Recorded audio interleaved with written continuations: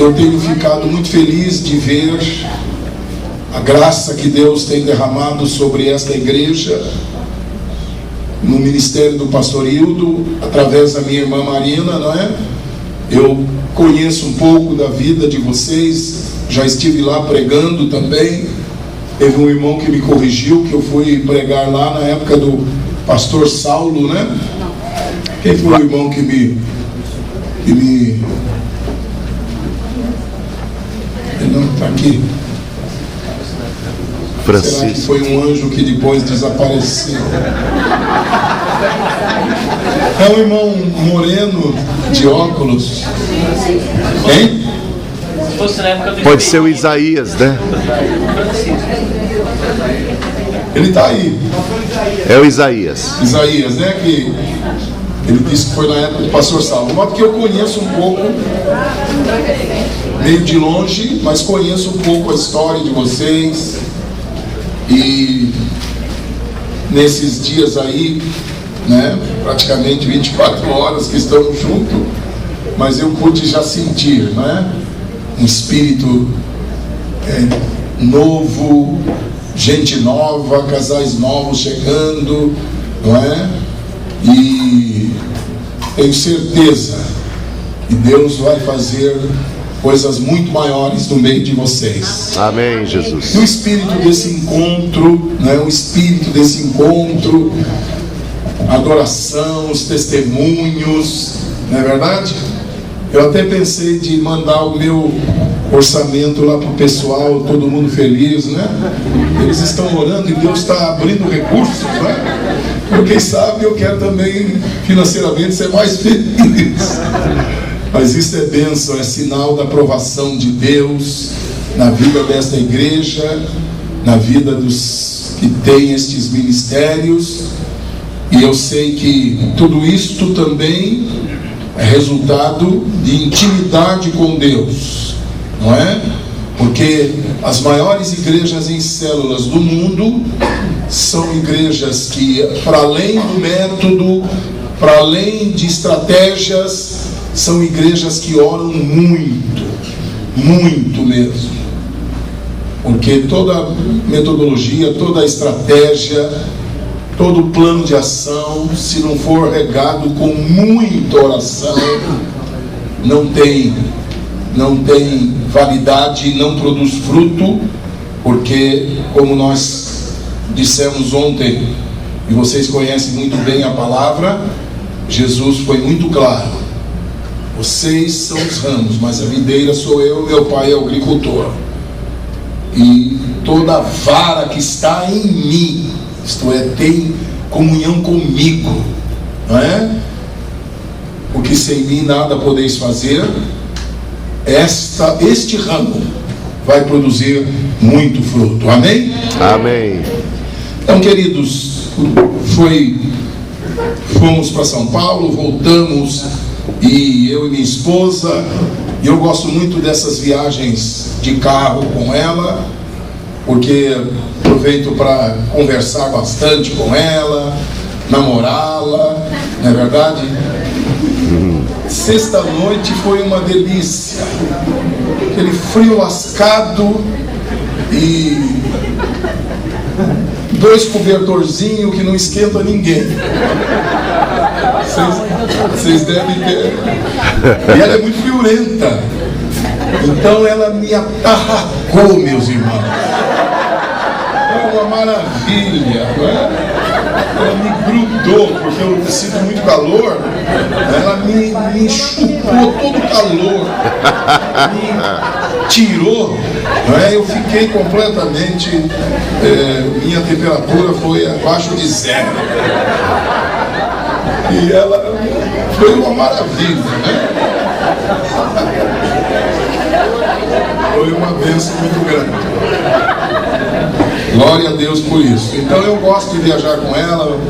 Fomos, né, estrada livre, uma noite sem problemas, lua, mas que está na lua cheia, né? Estamos na lua cheia, então. Depois chegamos aqui em Valinhos. Eu sabia que o hotel aqui, a cozinha já estava fechada, estava tendo festa aí, né, do os ímpios aí. Então nós paramos ali num restaurante aí, numa pizzaria, para comer alguma coisa. E então, até nisso esse encontro está me abençoando, viu? Então foi muito bom o que Deus fez aqui, o que Deus fez lá e o que Ele está fazendo em toda a terra. Amém, Jesus? Amém, Senhor. Até no meio dos países onde os crentes, os cristãos, os pastores são perseguidos, mortos, martirizados. Agora, poucos meses atrás, em junho, tivemos a presença de um pastor da Indonésia, não é? Uma grande igreja em células lá, mais de 30 mil membros, e testemunhando no meio da perseguição, no meio dos crimes promovidos pelos muçulmanos, com vistas grossas das autoridades. Deus está fazendo coisas tremendas, operando maravilhas, porque ninguém pode impedir a obra do Senhor, e o seu projeto vai se cumprir. Aleluia. E em breve Cristo voltará a esta terra. Amém, Jesus. E vocês têm um pastor que ama a escatologia, né? Como eu amo também. E nós ficamos também de trocar figurinhas nessa área, né? Isso é muito bom. Você está feliz com Jesus? Amém. Quem está feliz com Jesus, diga aleluia. Aleluia. Jesus está feliz com você? Que bom, não é? Eu creio, tenho certeza que Ele está feliz com você, porque você o ama. Você separou esse final de semana para ter mais intimidade com Ele e com o seu irmão também. Então eu tenho certeza que o Senhor está muito feliz conosco, e o que é melhor, Ele está aqui entre nós. Você reconhece que Ele está aqui entre nós? Amém. Então vamos aplaudir a presença do Senhor entre nós. Bom, essas palmas eu pego para mim, que sou visitante. Ontem vocês já me aplaudiram, etc. Mas para a presença do Senhor, irmãos, tem que ser algo muito melhor. Vamos aplaudi-lo bem melhor. Diga aleluia. Diga glória a Deus. Glória a Deus. Esse Deus é a pessoa mais adorável que existe no universo. Aleluia. Você pode dizer isso para o seu irmão? O Senhor é a pessoa mais adorável que existe no universo. E desfrutar da presença dele é fantástico, é tremendo. Por isso que Satanás faz tudo para nos impedir de ter este contato. Faz tudo para encher nossa agenda de coisas urgentes. E aí nós deixamos as importantes de lado para atender as urgentes, não é? E a coisa mais importante na nossa agenda é estar com o Senhor. É estar com o Senhor. Isso faz toda a diferença. Nós terminamos ontem falando do caso daquelas mulheres que adoraram Jesus, não é? Colocando perfume sobre Jesus Cristo, nos pés ou na cabeça, não é?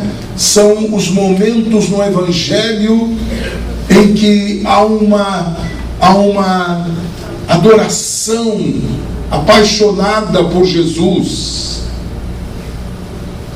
Infelizmente, você não vê homens no Evangelho, os homens fazendo o que aquelas mulheres fizeram, não é?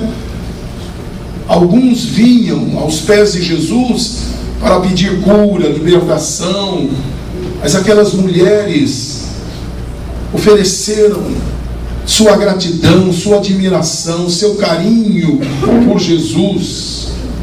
E foram os momentos que eu tenho certeza mais trouxeram alegria, trouxeram satisfação para o coração do Senhor. E quando nós gastamos tempo adorando a Jesus, derramando sobre Ele o incenso do nosso louvor, da nossa adoração, como Maria, irmã de Lázaro, fez ali em Betânia, na semana da paixão. Quando nós fazemos isto, o perfume que a gente coloca em Jesus, o perfume da nossa adoração, do nosso louvor, fica impregnado em nós também, fica na nossa mão, passa para nós.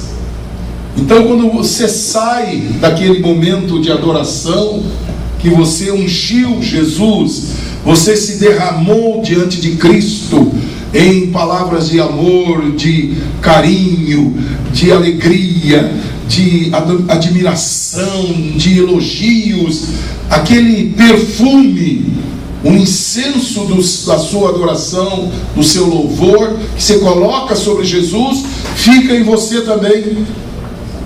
Fica em você.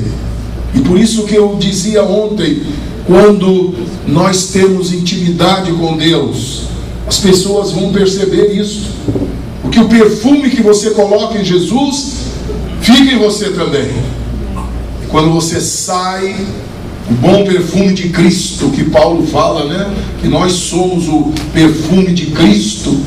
Este perfume vai ser sentido pelas pessoas que estão ao seu redor. O perfume da sua paciência, o perfume da sua misericórdia, o perfume da sua fidelidade, o perfume da sua renúncia, vai passar para as pessoas. Quantos gostam aqui de um bom perfume? Um bom perfume ajuda muito a enfrentar os problemas da vida, não é verdade? Eu gosto muito de bons perfumes, especialmente para minha esposa. Eu estou sempre presenteando a minha esposa com perfumes que eu sinto a fragrância.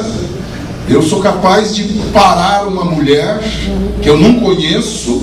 Quando eu sinto um perfume realmente gostoso, eu chego a minha senhora, dá licença, a senhora está usando um perfume muito gostoso, parabéns. Ah, muito obrigado. Qual é o nome do perfume?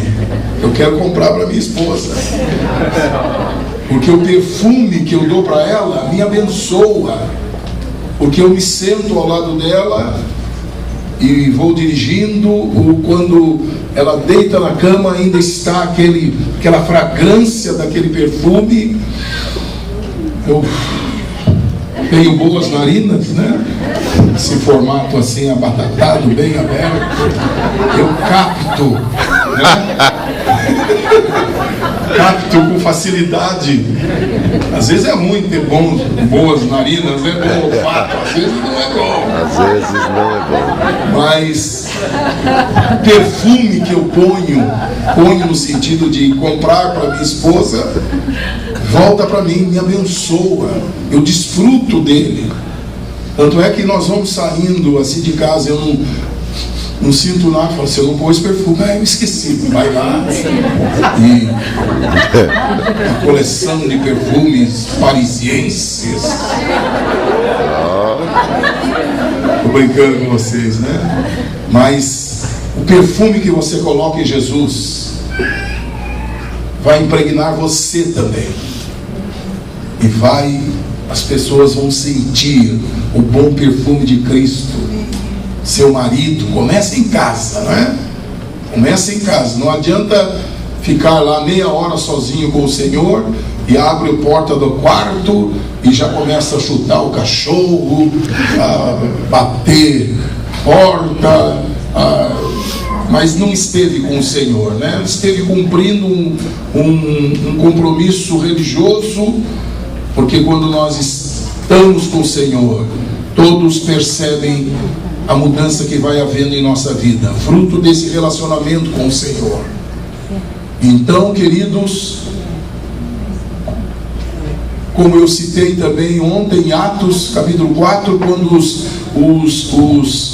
discípulos são presos, e ali, quando eles são interrogados pelo Sinédrio, eles falam com tanta intrepidez, com tanta ousadia, além do milagre que eles tinham acabado de fazer ao curar aquele paralítico na Porta Formosa, que ali em Atos capítulo 4, no versículo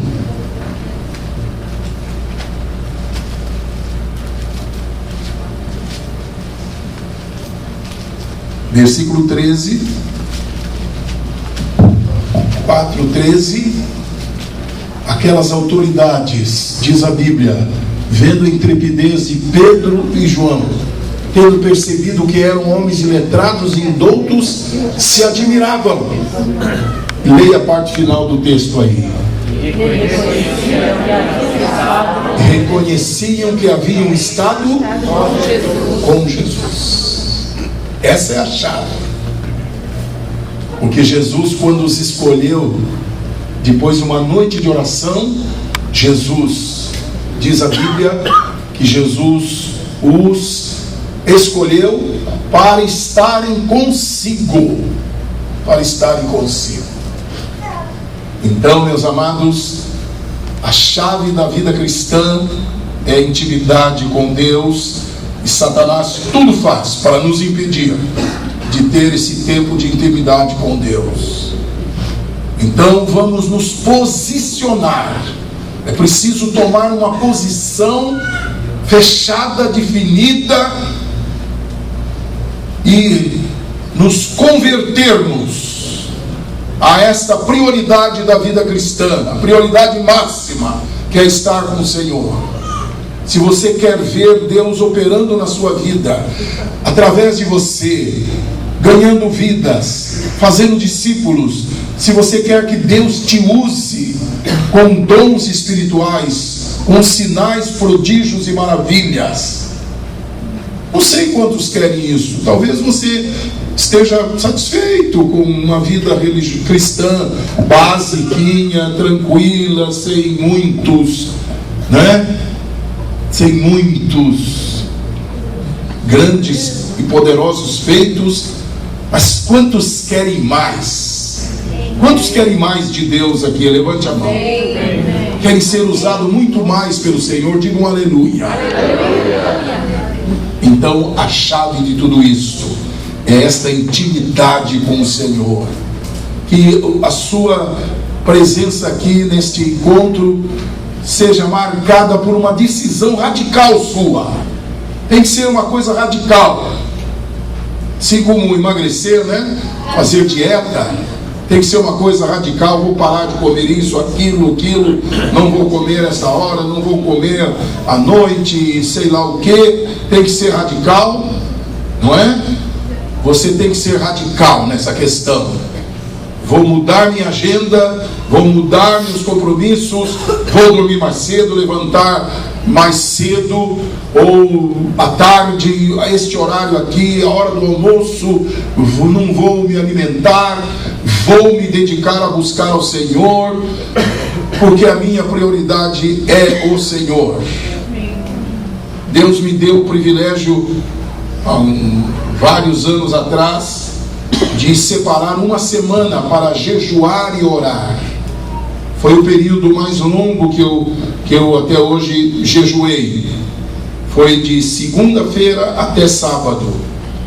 E depois daquele período de jejum, Deus operou coisas tremendas no meu ministério, me levou a ter experiências fantásticas que abençoaram igrejas e líderes no Brasil todo.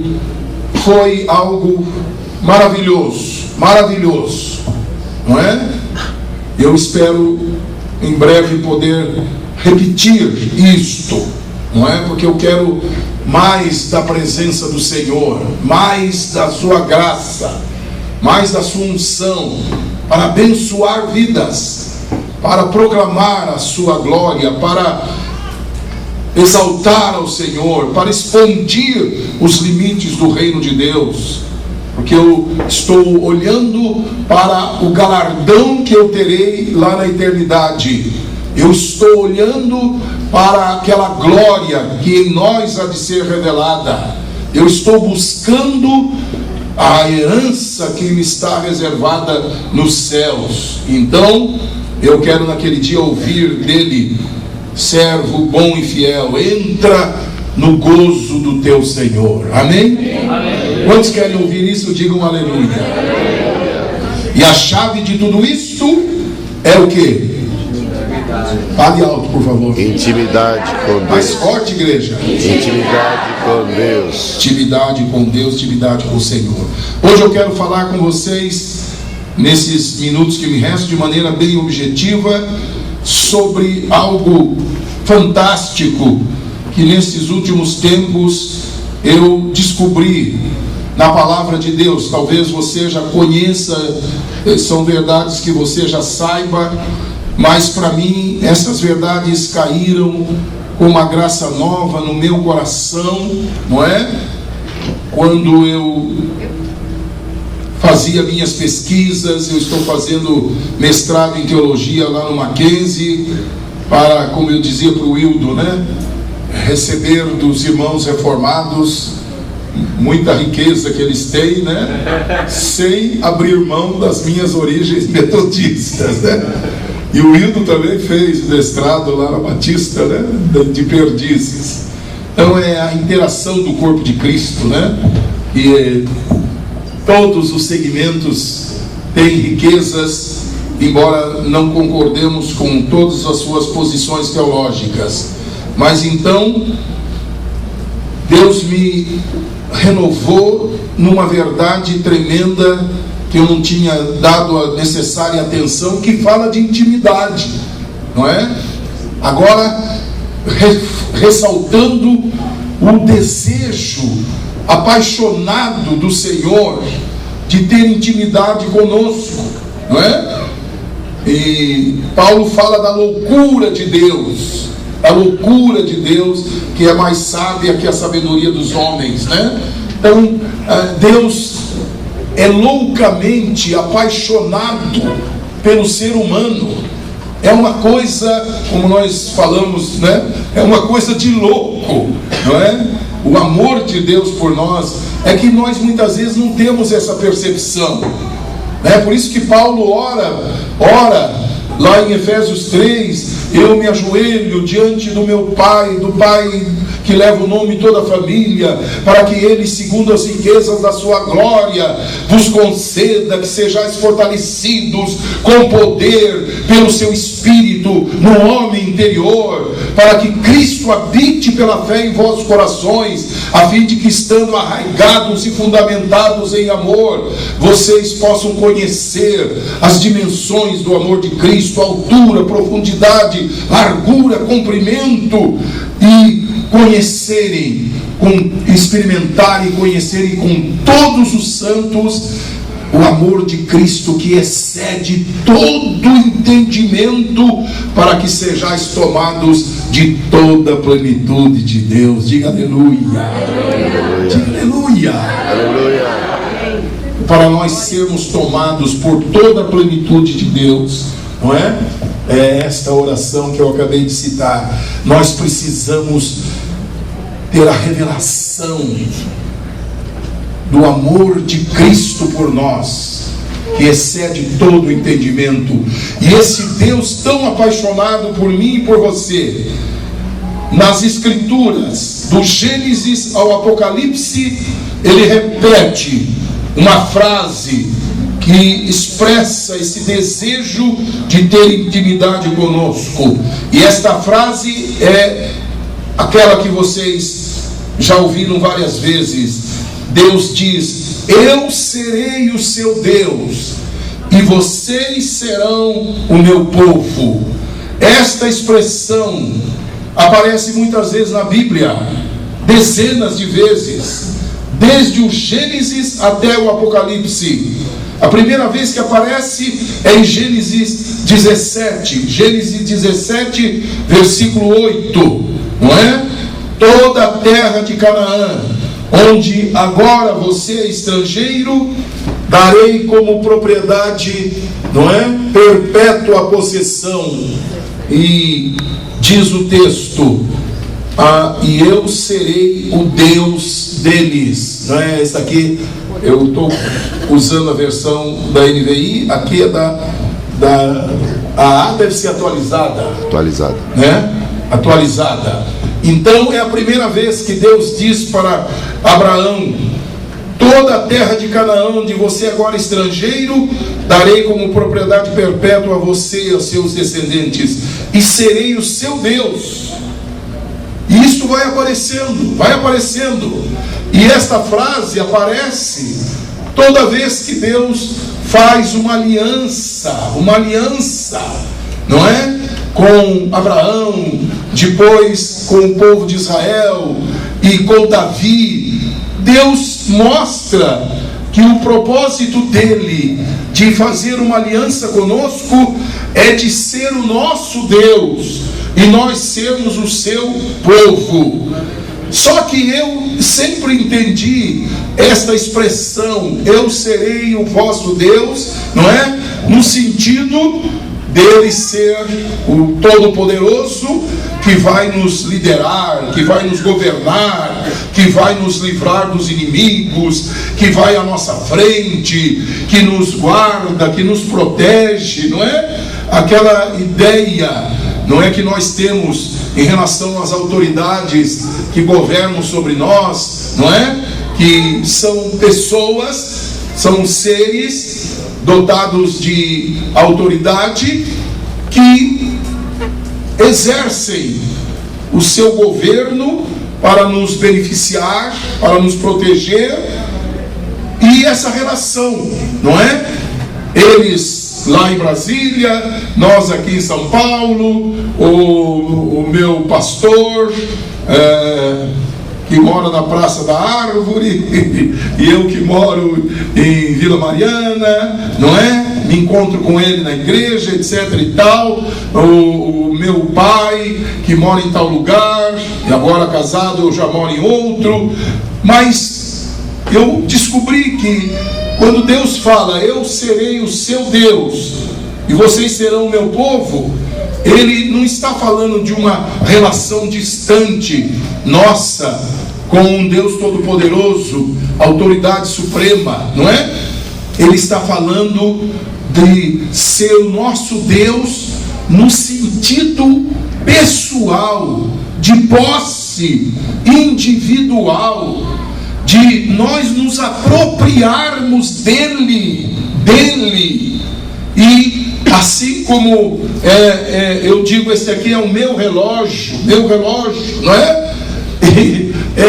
Deus quer que Ele quer ter tanta intimidade conosco, que Ele quer ser o seu Deus, não apenas no sentido de liderar, de proteger, de governar, de abençoar, mas quer ser o seu Deus no sentido de você tê-lo e possuí-lo entranhavelmente dentro de você, nas suas entranhas, nas suas células, nas suas moléculas, no seu espírito, na sua alma, no seu corpo, onde quer que seja, que ele se torne inerentemente seu, a ponto das qualidades dele, dos atributos dele serem seus atributos, seu, assim como você fala minha personalidade, não é? Minha pressão arterial, não é? Meu coração, tá bom? O meu estômago é seu, não está bem. Meus sentimentos, né? A minha alma está triste. Deus quer, da mesma forma, ser o seu Deus pessoal, íntimo, totalmente possuído por você, totalmente apreendido por você, a ponto da sua intimidade com Ele não ser apenas meia hora, uma hora que você vai poupar para desfrutar desse relacionamento que é a chave de tudo, mas a ponto de você, nas 24 horas do seu dia a dia, você estar desfrutando dos atributos de Deus, das qualidades de Deus, do que Ele é dentro de você, nas suas entranhas. Então, meus amados, esta expressão, eu serei o seu Deus, eles serão o meu povo, além desta Gênesis 17:8, aparece lá Êxodo 29:45. Êxodo 29:45, quando ele fala com Israel no Sinai, lá está: habitarei no meio dos filhos de Israel e serei o seu Deus. Depois Levítico 26:12, Levítico 26:12, não é? Aparece também essa expressão: eu serei o seu Deus, andarei no meio de vós e serei o vosso Deus, e vós sereis o meu povo. E depois, falando da aliança com Davi, lá em Ezequiel 34:24, Ezequiel 34:24, eu, Senhor, serei o seu Deus, e o meu servo Davi será príncipe no meio delas.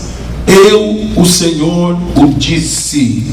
Depois, já no Novo Testamento, em 2 Coríntios 6,16, 2 Coríntios 6,16, o apóstolo Paulo, pelo Espírito Santo, aplica essa expressão para a vida da igreja. E que consenso tem o santuário de Deus com ídolos? Pois nós somos o santuário do Deus vivo, como Deus disse: neles habitarei, e entre eles andarei. Olha aqui a expressão, não é?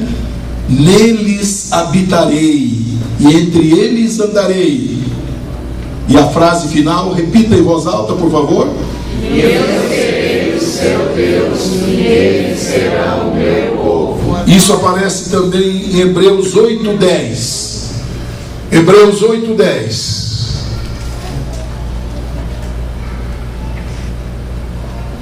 Hebreus 8:10.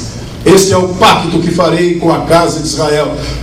O escritor de Hebreus está usando Jeremias 31, não é? Depois daqueles dias, diz o Senhor, porei as minhas leis no seu entendimento, e em seu coração as escreverei. Leia, por favor, em voz alta o final também. Eu serei o seu Deus, e eles serão o meu povo. E depois eu vou citar para vocês lá no Apocalipse. Mas vocês estão vendo, esse é um desejo do coração de Deus. É um desejo que Ele vem expressando desde o Gênesis até o Apocalipse, em cada momento, especialmente de fazer novas alianças ou renovar alianças já feitas. Ele repete: o objetivo de tudo isto, de eu ter um pacto com vocês, de vocês andarem nos meus caminhos, de eu cumprir minhas promessas na vida de vocês. O objetivo de tudo isso é que eu quero ser o Deus de vocês, e eu quero que vocês sejam o meu povo. Então, queridos, o Senhor declara que quer ser o nosso Deus. Isso significa muito mais do que governar sobre nós, ou nos dar bênçãos, ou receber nossa adoração exclusiva, ou nos proteger dos nossos inimigos. O fato de Deus querer ser o nosso Deus significa sua disposição em doar-se inteiramente a nós, a ponto de ser nosso, não apenas como duas pessoas distintas que entram em aliança. Eu entrei em aliança com a minha esposa, somos uma só carne, mas somos duas pessoas distintas, não é? E nosso irmão em Cristo, temos aliança, mas a aliança que Deus tem conosco, o fato dele querer ser nosso Deus, significa muito mais do que isto. Significa que Ele quer ser, Ele está disposto a ser usufruído totalmente por nós. Diga aleluia. Aleluia. E não é só de manhã, quando estamos aos pés dele, é o dia todo, é todo dia, 24 horas. Ele quer ser o seu Deus, o nosso Deus, para ser usufruído por nós em todas as nossas carências, em todas as nossas esperanças, em todas as nossas necessidades. Deus quer que nós o tomemos como nosso, não é? Propriedade nossa, em nosso interior, disponibilizando para nós todos os seus atributos para uma vida completa e feliz. Diga aleluia. Aleluia. Então, meus amados, lendo um teólogo francês do século XVII, que viveu 1600 e pouco, François Turretini, lendo este homem que viveu já quase 500 anos atrás, eu realmente fiquei tocado por Deus com esta aplicação desse texto. Eu serei o seu Deus e vocês serão o meu povo. E esse teólogo mostrava então como os atributos morais de Deus disponibiliza para nós. Deus quer passar para nós. Deus quer que façam parte da nossa vida para nos abençoar e para curar os efeitos do pecado, não é?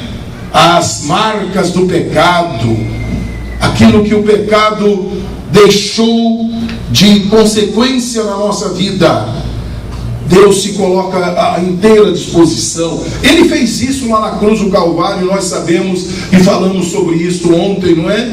Jesus Cristo é a nossa expiação, mas Ele também é a nossa redenção, nossa regeneração, nossa justificação. O fato objetivo foi feito lá na cruz do Calvário.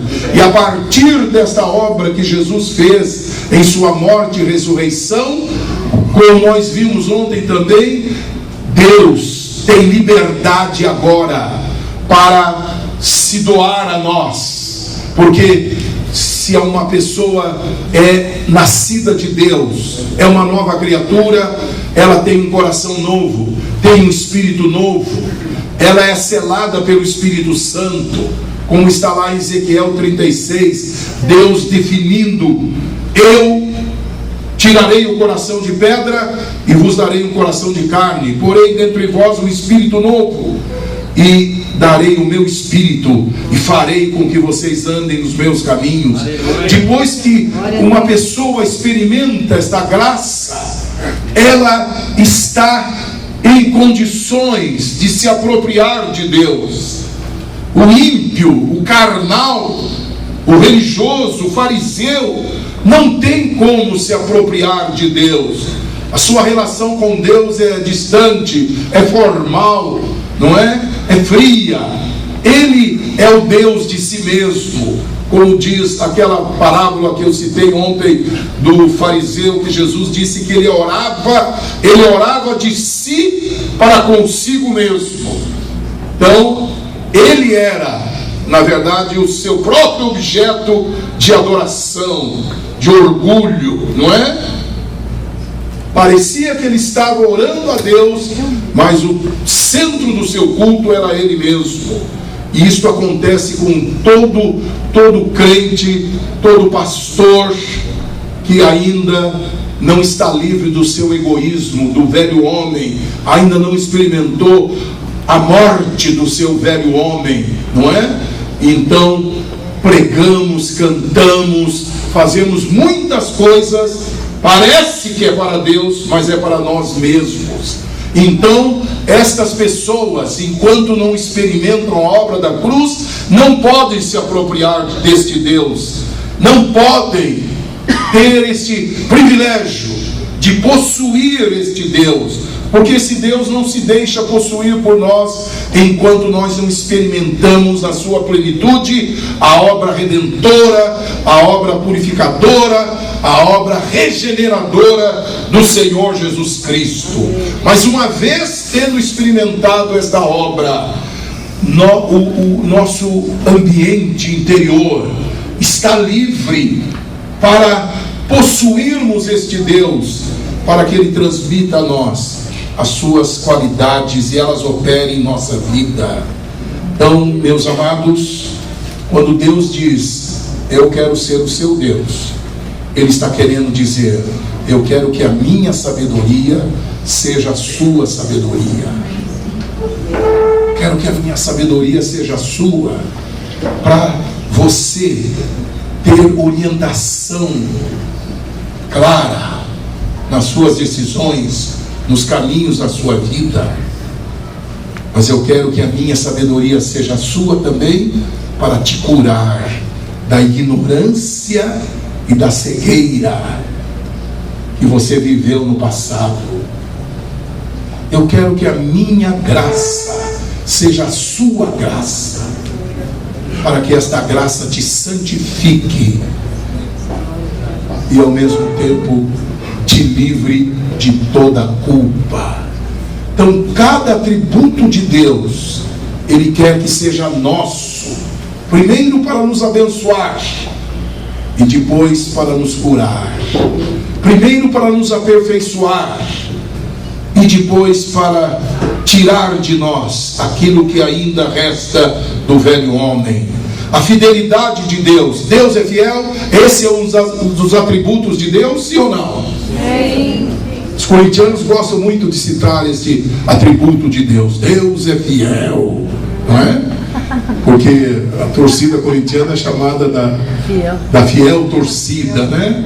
Deus é fiel, mas Ele não quer ser só fiel a você, cumprindo as suas promessas. Ele quer que a fidelidade dele seja a sua fidelidade, para nos curar de toda inconstância, de toda leviandade, de toda aquela natureza que antes tínhamos, que era infiel. A justiça de Deus, Ele quer que você tome posse dessa justiça, para não somente punir os teus inimigos, mas para nos livrar de toda a iniquidade. E assim por diante, meus amados. A misericórdia de Deus, Ele quer que seja a sua misericórdia. Você percebe isso?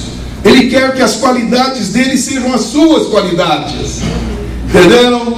Ele não quer que você tenha um pouco de misericórdia, um pouquinho de justiça. Ele quer que toda a sua fidelidade seja a sua fidelidade.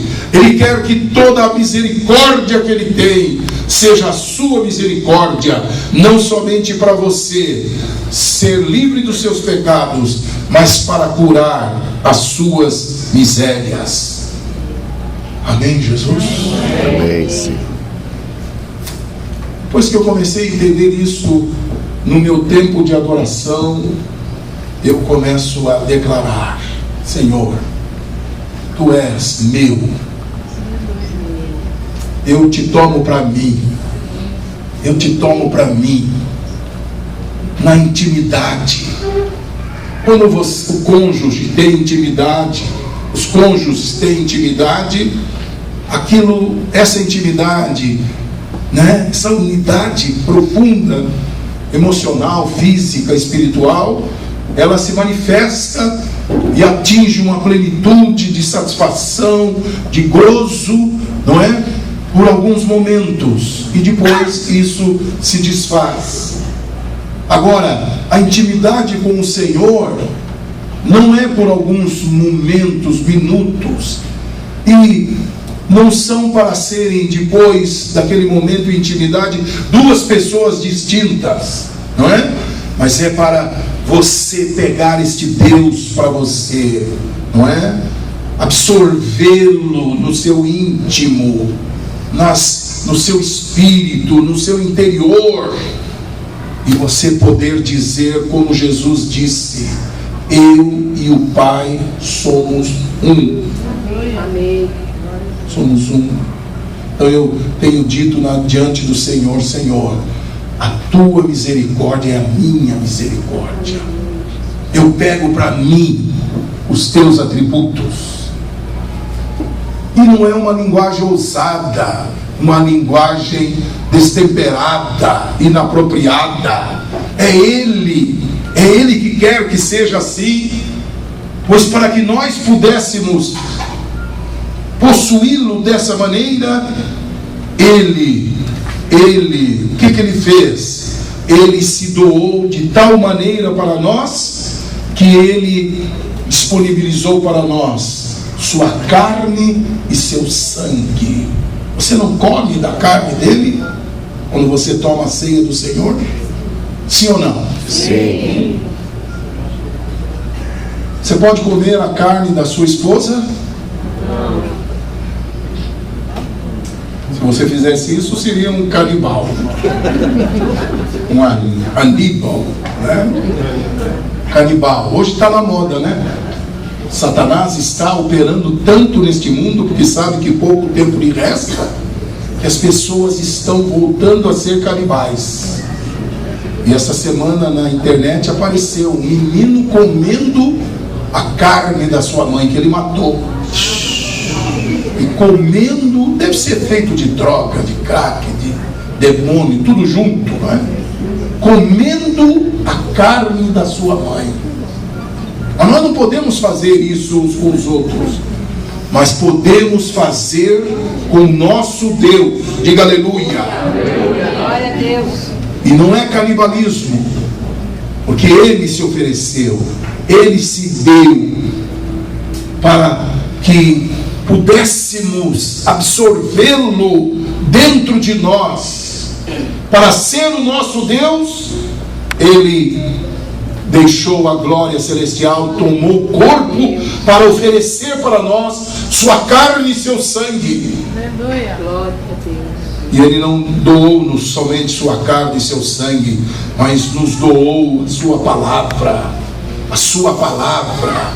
Nem só de pão viverá o homem, mas de toda a palavra que sai da boca de Deus. É para comer, é para ingerir, é para que tudo isto, o Deus feito carne, feito sangue, a intimidade com Ele deve ser tão absoluta que Ele esteja impregnado em nós, suas qualidades sejam nossas.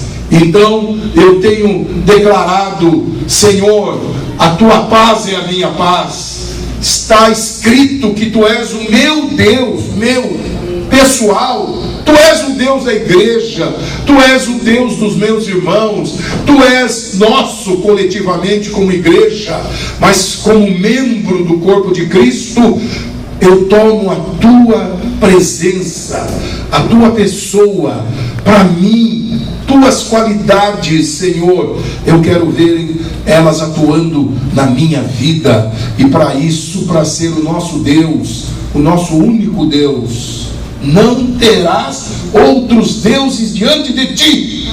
Aleluia. Nem o Corinthians, nem o São Paulo, nem o sexo, nem o dinheiro, nem as novelas, nem o namorado, nem o filho, nem o político, nem o cantor, nem a cantora. Nada, nada. A palavra de Deus diz que Ele tem ciúmes de nós. Tiago declara isto, que o Espírito de Deus anseia por nos possuir totalmente. A intimidade que Ele quer ter conosco começa naquele tempo, aos pés do Senhor, derramando o incenso da nossa adoração sobre Ele. É maravilhoso isto, mas essa intimidade Deus quer que seja muito mais profunda. Por isso Ele se doou inteiramente a nós, carne, sangue, palavra, doou o seu Espírito para nós, enviou dos céus, derramou para possuirmos, para Ele ser o nosso Deus, o nosso, meu, Carlos Alberto de Barros Antunes, meu Deus, é o Deus da minha esposa, é o Deus da igreja, mas é meu, particularmente meu. Para eu gozar e ver os seus atributos operando na minha vida, ser cada vez mais amoroso, mais santo, porque a tua santidade é a minha santidade, ela me foi dada em Cristo Jesus, é minha por herança. Teu poder é o meu poder, porque Jesus disse: a minha graça te basta, o meu poder se aperfeiçoa na tua fraqueza. Então é o poder de Deus superando minhas fraquezas, é o poder de Deus agindo quando eu prego, falo de Cristo para um perdido, quando eu ensino um novo convertido, quando eu oro pelos enfermos, quando expulso demônios. Depois daquela semana de jejum e oração, quando eu voltei para a comunidade, tínhamos uma reunião evangelística à tarde, de cura, de libertação. E quando eu comecei a orar ali pela cura e libertação daquelas pessoas, muitas pessoas endemoniadas caíram no chão. Caíram. Os demônios, eles não suportam a presença de Deus nas nossas vidas, e eles se manifestam. E você não precisa ficar fazendo teatro para expulsá-los, nem deixar o demônio numa sinuca. Está amarrado, vai para o abismo. O demônio fala: mas o que eu faço? Eu fico aqui amarrado ou vou para o abismo? Você simplesmente diz: sai em nome de Jesus, e ele sai. Para onde ele vai não é problema meu. Ele vá para o diabo que os carregue, para os quintos dos infernos, né? Mas que saia daquela vida, e ela ficará livre, porque, como disse Pedro na casa de Cornélio, como Deus ungiu a Jesus de Nazaré, o qual andou por toda parte, fazendo bem e curando a todos os oprimidos do diabo, porque Deus era com ele. Amém, Jesus. Aleluia. Assim como era com Jesus de Nazaré, Ele quer ser com você. Amém, Jesus. Quer ser comigo. E então, meus amados, Ele quer, através da comunicação para nós, de todos os seus atributos comunicáveis. Nós não vamos ser oniscientes nunca, né? Onipresentes e onipotentes como Deus, que são atributos que não são comunicáveis das suas criaturas. Mas todos aqueles que são comunicáveis em Cristo, no Espírito, Ele quer que nós tomemos posse, sabe? E tenhamos ousadia para declarar, não para os homens, não para as pessoas, né? Mas diante dEle: Tu és o meu Deus, Tu és o meu Pai, a Tua santidade é a minha santidade. E essa qualidade vai começar a operar muito mais na nossa vida, muito mais. A tua paciência é a minha paciência, é fruto do Espírito. A tua alegria, como é bom as pessoas serem alegres, não é? Serem alegres. Alegria atrai vidas para Jesus, sabe? Tudo isso, meus amados, essa presença de Deus em nós é não só para gozarmos da sua glória, mas é para atrair pessoas que ninguém gosta de ficar perto de um crente chato, carrancudo, não é? Que não abre a boca, não é? Crente, mas não tem as qualidades, não expressa as qualidades do caráter de Deus, ou por ignorância, ou por incredulidade, ou porque está satisfeito do jeito que é e não quer ser parecido com Deus. Mas a palavra de Deus fala de Barnabé, lá em Atos 11, quando Barnabé vai lá em Antioquia, diz a palavra de Deus que Barnabé era homem bom, cheio do Espírito Santo e de fé, e por causa dele muitos se uniram ao Senhor. Amém, Jesus. Muitos se uniram ao Senhor. Na medida que nós tivermos essas qualidades divinas se expressando em nós, meu irmão e minha irmã, as pessoas vão querer estar junto conosco. Vamos ser odiados também, vamos ser muito rejeitados por aqueles que amam as trevas e não suportam a luz, mas vamos atrair muitas pessoas para o Senhor Jesus Cristo. E então, meus amados, quero terminar dizendo que este vai ser o grande galardão na eternidade, vai ser este: podemos desfrutar da presença de Deus de maneira plena e absoluta. O maior prêmio que eu e você vamos ter na eternidade, mais do que os galardões que vamos receber, é nos tornarmos absolutamente iguaizinhos a Ele. Este é o momento que eu mais sonho na minha vida. João diz que assim como Ele é, nós seremos também. Amém. Isto vai ser no momento que você o ver face a face. Pode ter bilhões de pessoas na Jerusalém Celestial, mas Ele vai distinguir você, e você vai vê-lo face a face.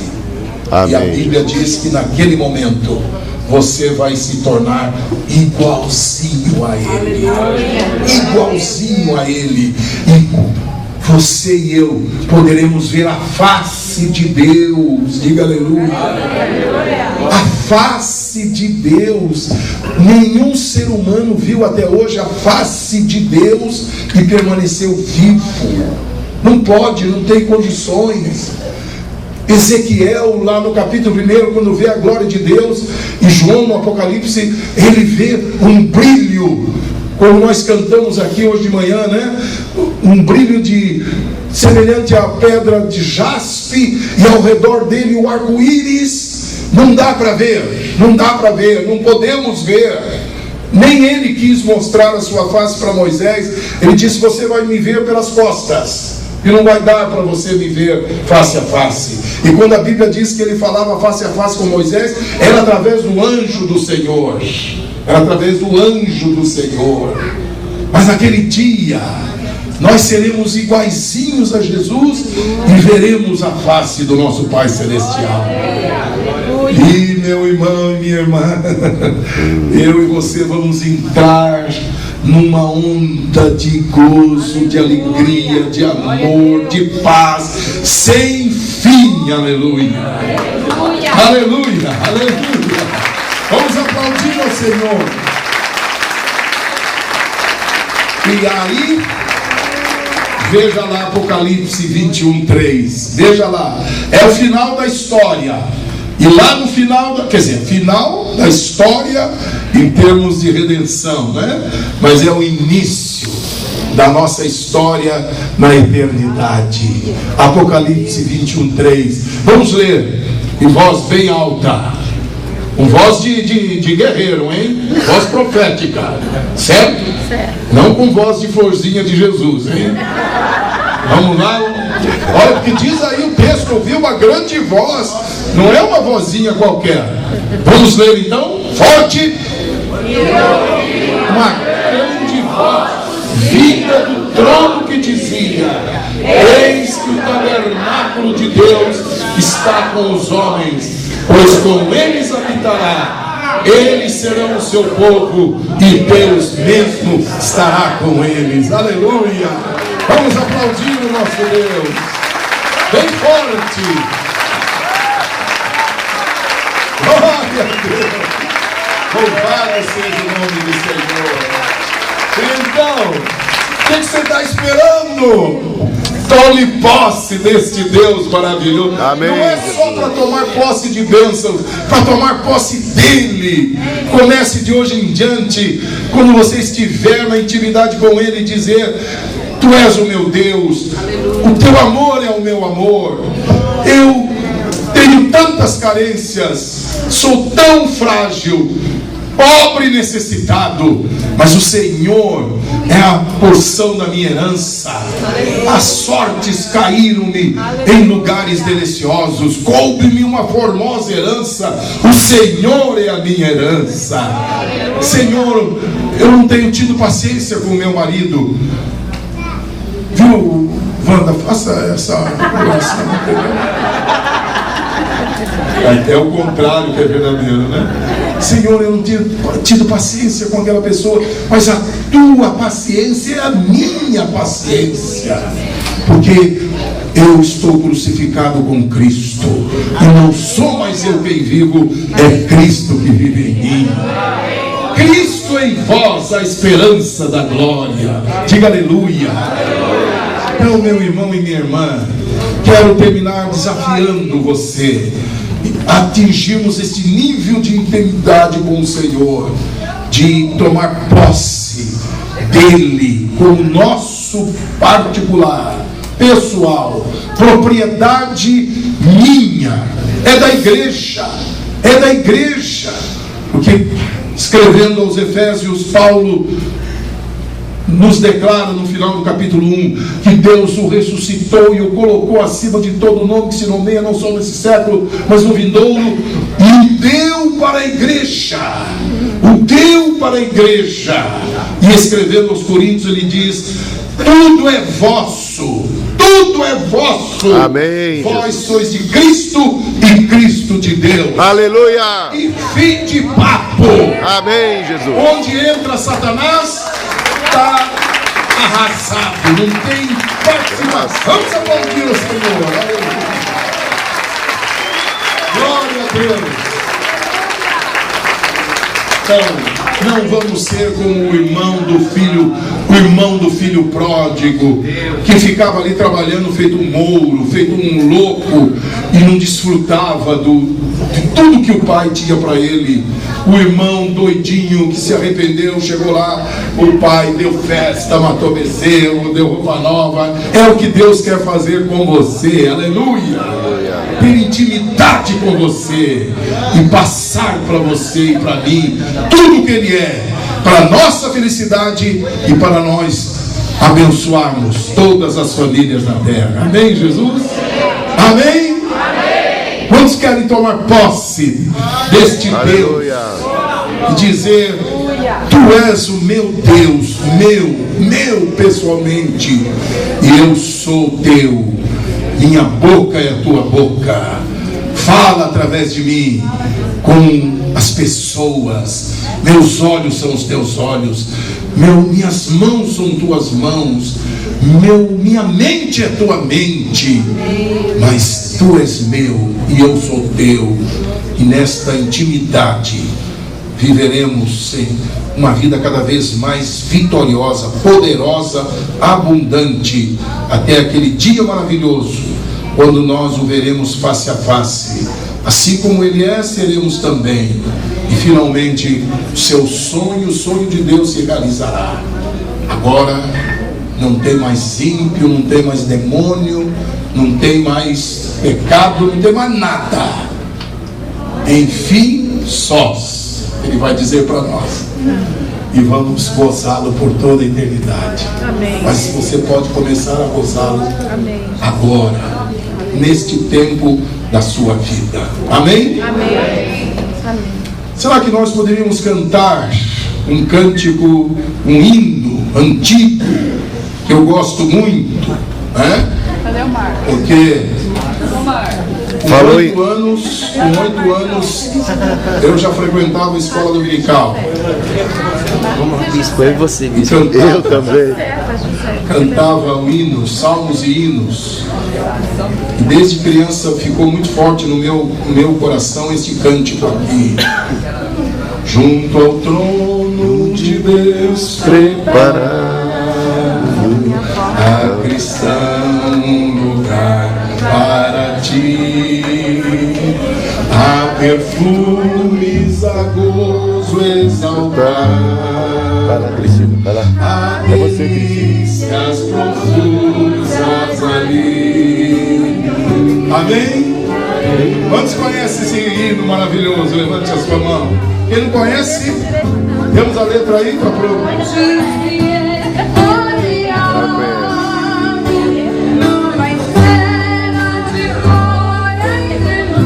Junto a Deus. Então, meus amados, esse cântico diz, só um minutinho. Esse cântico diz: lá no trono de Deus, junto ao trono de Deus, tem um lugar preparado para você, meu irmão. Aleluia! Para você comparecer todos os dias ali. Ah, tá. Amém. Tem um lugar preparado para você. E ali é um lugar de gozo, de luz, de alegria. E lá tem uma cadeira cativa. Cadeira cativa, escrita. Como é que o irmão se chama? Como é seu nome? Raul. Raul tem lá uma cadeira cativa com seu nome. Raul. Há um lugar preparado para cada um de nós junto ao trono de Deus. E aquele lugar. Senão vai sentar no colo do outro. Mas qual é o seu sobrenome? Não, o seu sobrenome. Nogueira. Então está lá escrito Nogueira Pai. Raul sem cabelo. Não dá para bigode. Mas com bigode. Está lá. Esse cântico, esse hino é tremendo, porque nos mostra. Vocês vejam a ênfase dos antigos. Hoje a maioria dos cânticos, e graças a Deus que vocês têm cantado cânticos de adoração, mas a maioria dos cânticos é falando só das vantagens, das bênçãos, né? E do nosso valor pessoal. Mas esse cântico fala do valor da adoração, da intimidade com Deus. Tem lá um lugar preparado para você. Não deixe esse lugar vazio. Fala para o seu irmão, não deixe esse lugar vazio. Não apareça lá só de mês em mês, semana em semana, todo dia. Vá lá. Tem um lugar preparado para você. Lá é um lugar de delícias, de gozo, de luz. Você está perdendo. Você está perdendo tudo isso. Por isso que a gente vive estressado, não tem as vitórias que gostaríamos. Não, Deus não pode nos usar, porque falta intimidade, falta comparecermos diante do trono, falta nos apropriarmos. Ele quer ser o seu Deus, o seu Deus. Põe a mão no coração e diga: Ele quer ser meu. Quer ser meu. Bate no peito, quer ser meu. Eu vou tomar posse dele. Amém, Jesus. Não vou deixar ele escapar. Aleluia. Vou tomar posse desse Deus que é tão apaixonado por nós, que já se doou inteirinho para nós, já disponibilizou tudo para nós. Sua carne, seu sangue, sua palavra, seu espírito, seu nome, sua herança. Eu serei o Deus do Raul, o Deus do Hildo, o Deus do Antunes. E eles serão meus filhos, meu povo. Neles habitarei, com eles andarei. E manifestarei a minha glória na vida deles. Amém? Já deu a primeiro. É um cumprido, né? Cumprido. Vamos cantando no começo. Em nome de Jesus.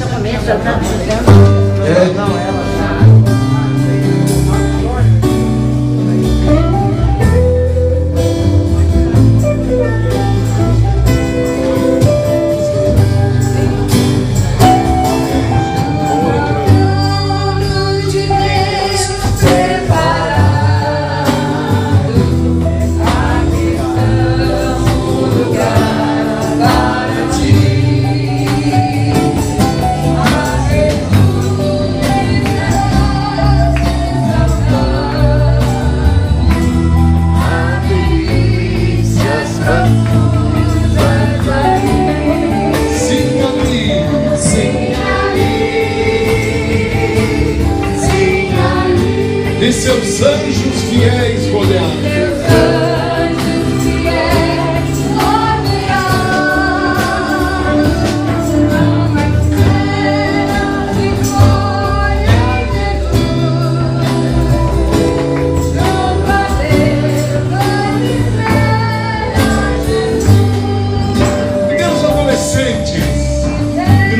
Querida, cadê os adolescentes? Hein? Não entendi. Tá chegando lá. Pois é, mas os adolescentes precisam conhecer esses cânticos. A adoração deles é tão agitada. Eu acho que Deus não consegue nem ter intimidade com eles. Corro pra lá, vou pra cá, pulo aqui. É duro ter intimidade com gente tão arisca assim, né? Mas é a energia do jovem que precisa extravasar diante do Senhor. Mas precisamos conhecer também esses cânticos que falam da glória que é buscar a presença do Senhor. Pronto, já está digitado e nós poderemos cantar. Amém? Aleluia, glória a Deus. Vamos ficar em pé.